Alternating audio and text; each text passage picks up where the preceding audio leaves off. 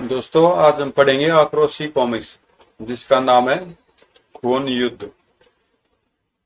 ये सीरीज का चौथा पार्ट है। इससे पहले से 3 पार्ट हो रहे हैं, तो पहले आप उनको पढ़ लेना, तभी आपको पूरी स्टोरी समझ में आएगी। वे तीनों पार्ट आपको मिल जाएंगे प्ले लिस्ट में। आक्रोश का फोल्डर उसके अंदर पहले पार्ट का नाम है आक्रोश। तो पढ़ते हैं इसको आगे से। खून युद्ध। खून युद्ध का विजेता केवल एक होगा, मैं खुद, यानी जल्लाद। काल गुरु खटारो ने टारो महल के जनसभा स्थल पर आज विशाल जनसभा का आयोजन किया था। प्रजाजनों, टारो ग्रह का दुर्भाग्य कि राजकुमार अंबर अब हमारे बीच नहीं है, किंतु मैं इस बात का गर्व है कि राजकुमार अंबर ने दुश्मनों के घर में घुसकर दुश्मनों के छक्के छुड़ा दिए, तबाह कर दिया प्लेटो को और ले लिया अपने पिता की हत्या का प्रतिशोध। प्रजा जड़वत बैठी थी और अब राजकुमार अंबर की मृत्यु के पश्चात राज्य को आवश्यकता है कि एक उत्तराधिकारी की। वो राज्य के नियम अनुसार वह उत्तराधिकारी टारो के नागरिकों में से एक चुना जाएगा, जो टारो की कोई न कोई वार्षिक योद्धा प्रतियोगिता जीत चुके हैं। किंतु उत्तराधिकारी चुना जाने से पूर्व उन सबको लड़ना होगा खून युद्ध। खून युद्ध का विजेता ही टारो का उत्तराधिकारी होगा।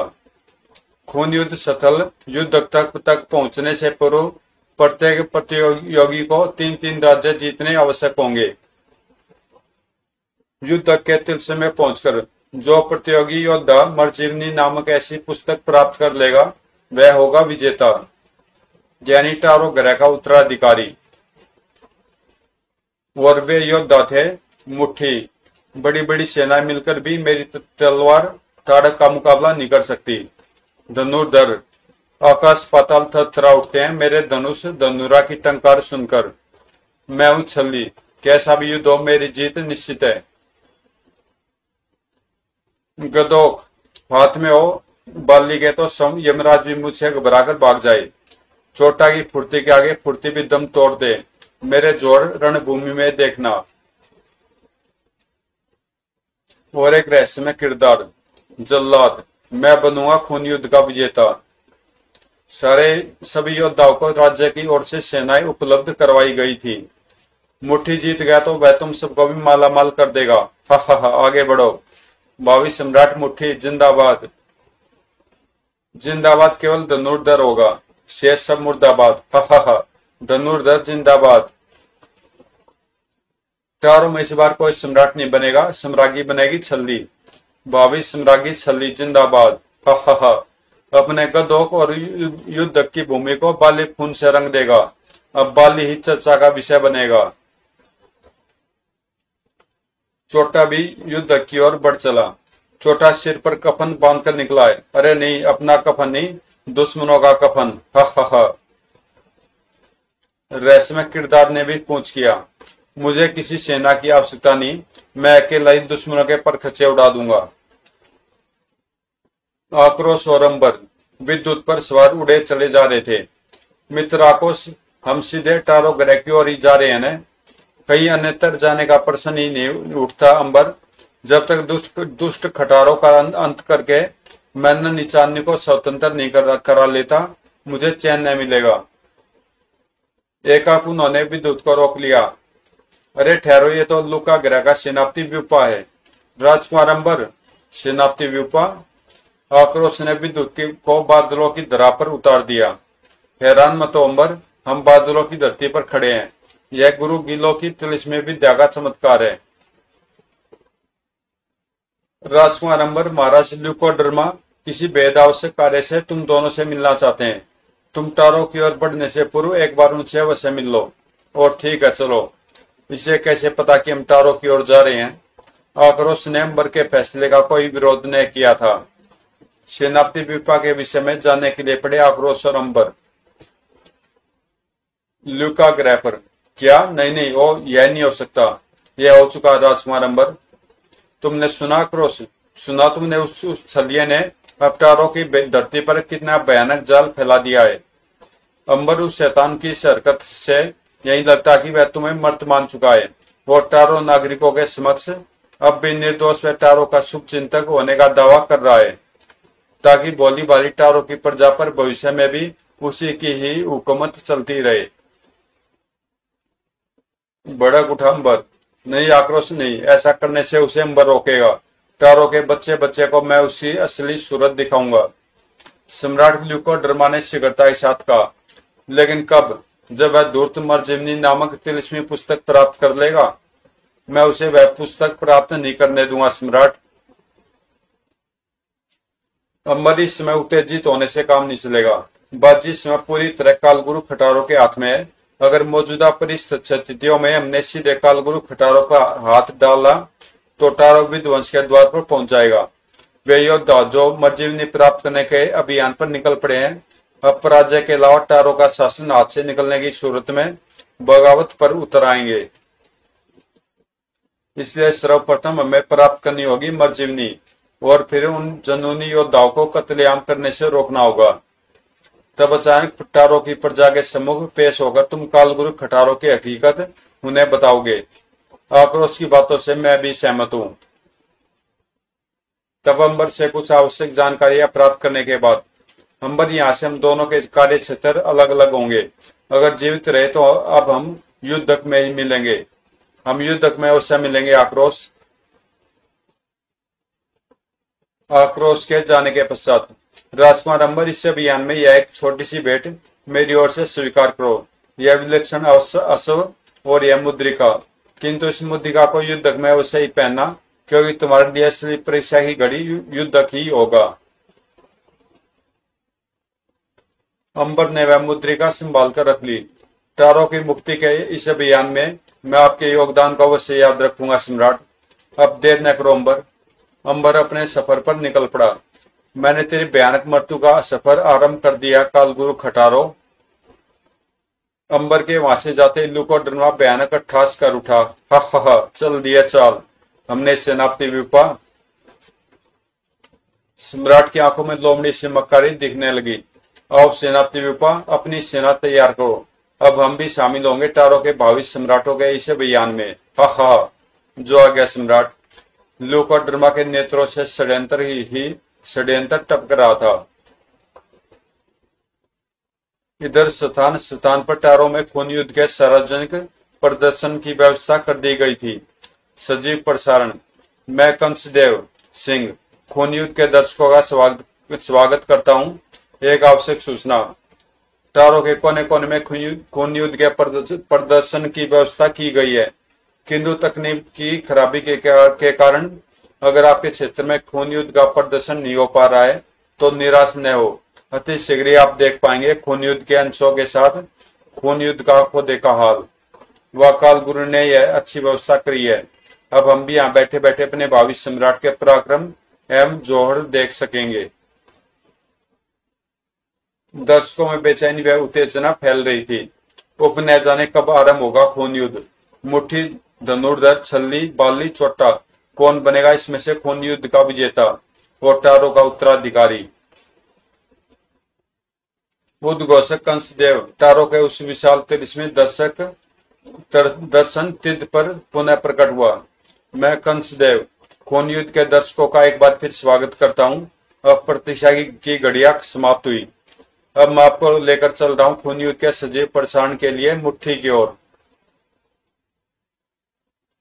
तो प्यारे दर्शकों, हृदय थाम लीजिए क्योंकि आरंभ होने जा रहा है खून युद्ध। मुट्ठी मुट्ठी मुट्ठी अपनी विशाल सेना के साथ ऋषिकेश की ओर बढ़ रहा था। 3 राज्यों को तो मैं चुटकियों में जीत लूंगा। मेरा पहला लक्ष्य है ऋषिकेश। उधर सम्राट ऋषिकेश यह समाचार सुनकर स्तब्ध रह गए। मुट्ठी अपनी सेना के साथ ऋषिकेश की ओर बढ़ रहा है। वह ऋषिकेश में और आगे नहीं बढ़ना चाहिए सेनापति विदुर। स्वयं सम्राट ऋषिकेश अपनी सेना के साथ आगे बढ़े। मुट्ठी की विजय का सपन यहीं तोड़ना पड़ेगा, अन्यथा वह और आगे बढ़ेगा और खून बहाएगा। मुट्ठी ने सम्राट को सम आता आया देख अट्ठास किया। युद्ध क्यों लड़ने चलाया सम्राट ऋषिकेश? मेरी ताड़क के कहर का जवाब है क्या तेरे पास? घबरा मत मुट्ठी, घबरा मत। तेरे हर एक बार का जवाब तुझे मिलेगा। सम्राट, जवाब कौन देगा? तेरी या तेरे सैनिकों की लाशें? कड़ाक, दप। ताड़क ने प्रलय मचा दी, सैनिक जमीन में फट पड़ी, सैकड़ों दरारों में समा गए। करोड़ करोड़ आ नी चट चट आ उफ ई कड़ाक आ।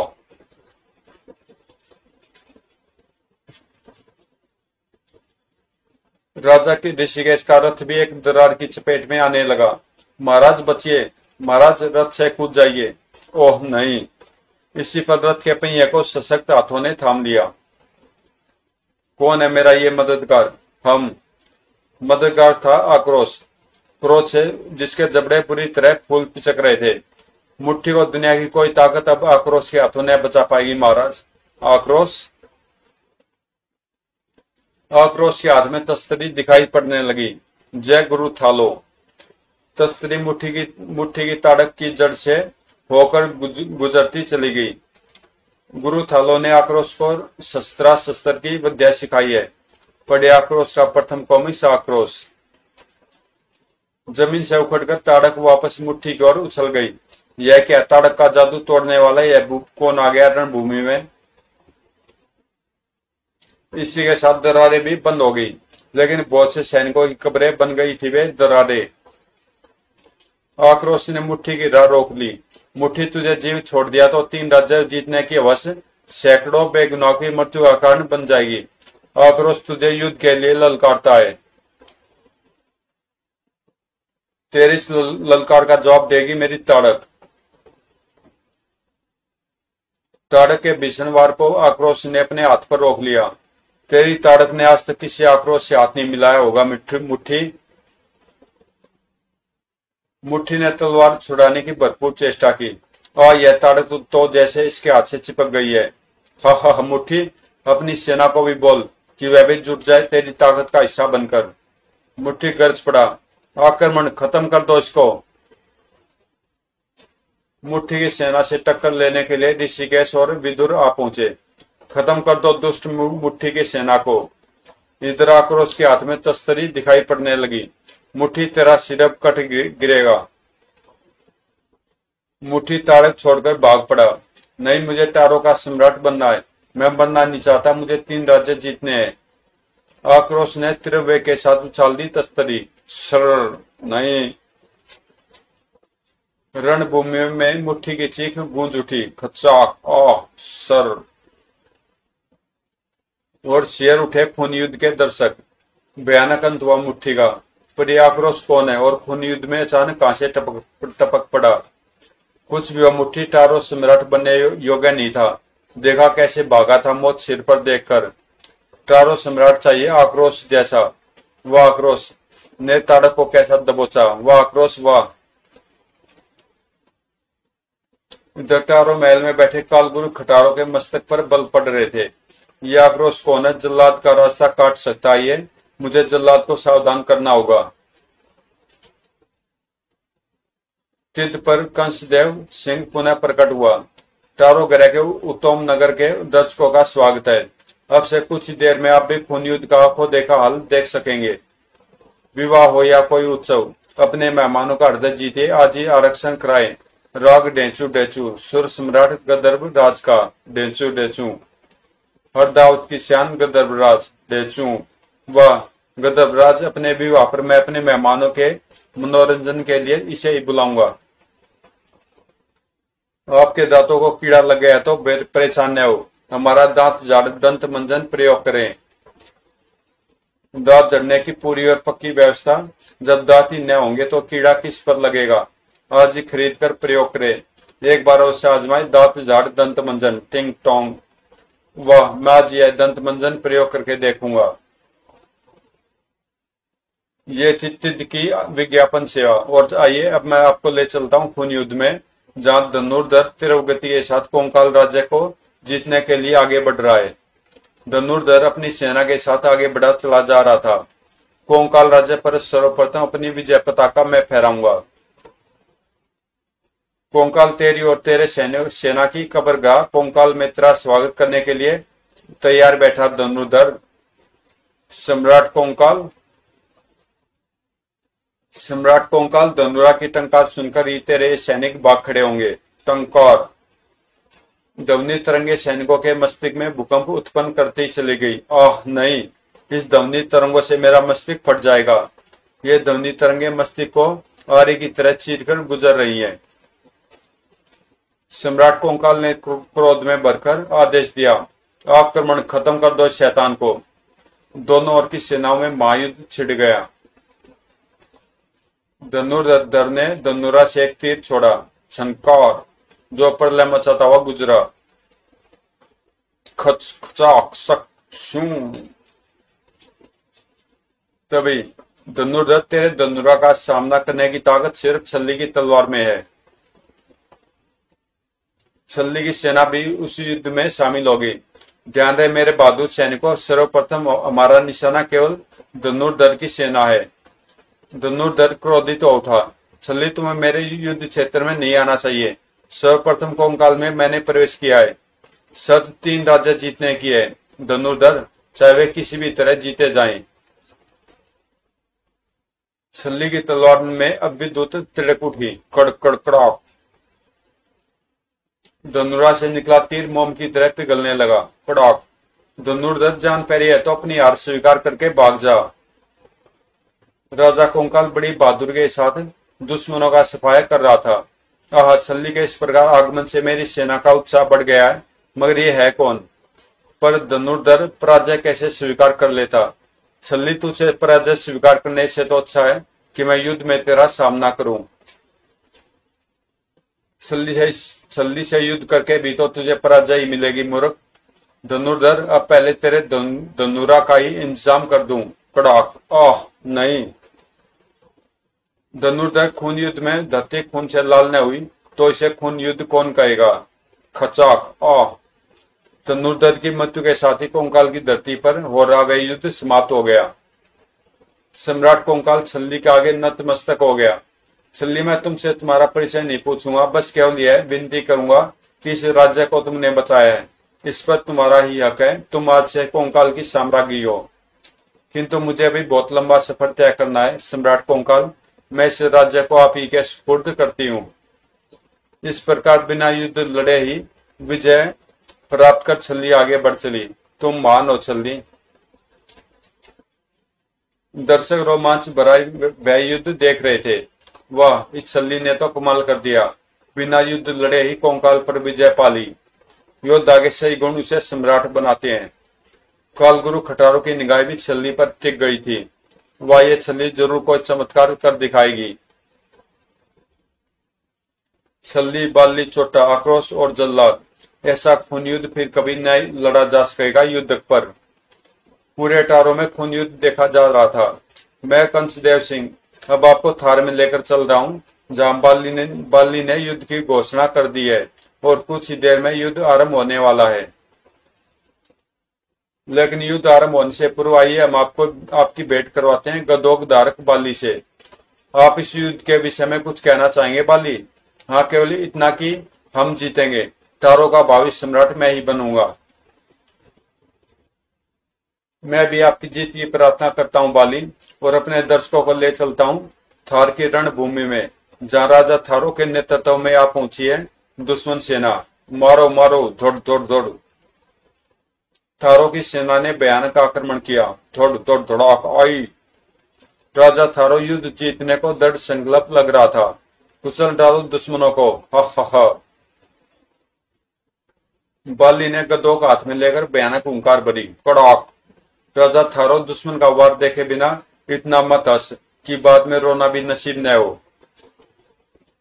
धौड़ आई, साय आई, तड़ाक, आह, हा हा। राजा थारो, अपने ईश्वर को याद कर ले। गदोक पूरी तेजी के साथ नीचे आया, किंतु राजा थारो के सिर से न टकरा सका। तनाक। रुक जा बाली, निर्दोष तूने बहुत रक्त बहा लिया। यह लंगड़ा कौन है जिसने बाली का बड़ा हुआ हाथ रोक दिया? अपाइश तो तू है ही, अब मरना भी चाहता है क्या? कौन है तू? तेरे सीने में वह कलेजा और शस्त्र में वह ताकत नहीं है बाली जो अंगार का सीना भेद सके। अंबर इसी नाम से खून युद्ध में शामिल हुआ था। दोनों के शस्त्र टकरा गए। तृणाक, यह देख। उफ। बाली ने गदों का वार अंबर की टांग पर किया। इस रणभूमि से अब तू अपने पांव पर चलकर नहीं जाएगा अंगार। आह। बाली ने अंबर को बैसाखी तक पहुंचने का समय नहीं दिया। बड़ा आया था अंगार बनकर मेरे दुश्मन थारों की हिमायत करने। हा हा हा। आह। इस बार अंबर की तलवार से एक शक्ति निकलकर गदोक से टकरा गई। तेरी गदों का अगला वार मैं अपने जिस्म पर सोऊंगा बाली। बाली ने गदों का प्रहार कर दिया। तड़ाक। आह। बाली चौंक पड़ा। अरे यह क्या, मेरा गदोक मिट्टी के ढेर की तरह बिखर गया। और अब मिट्टी के ढेर की तरह बिखरने की बारी तेरी है बाली। बाली पराजय और मृत्यु से पूर्व कैसा अनुभव हो रहा है कि आप हमारे दर्शकों को बताने की कृपा करेंगे। कैसी पराजय, कैसी मृत्यु, दूर हटो। अरे मैं सैनिक नहीं उद्घोषक हूं बाली।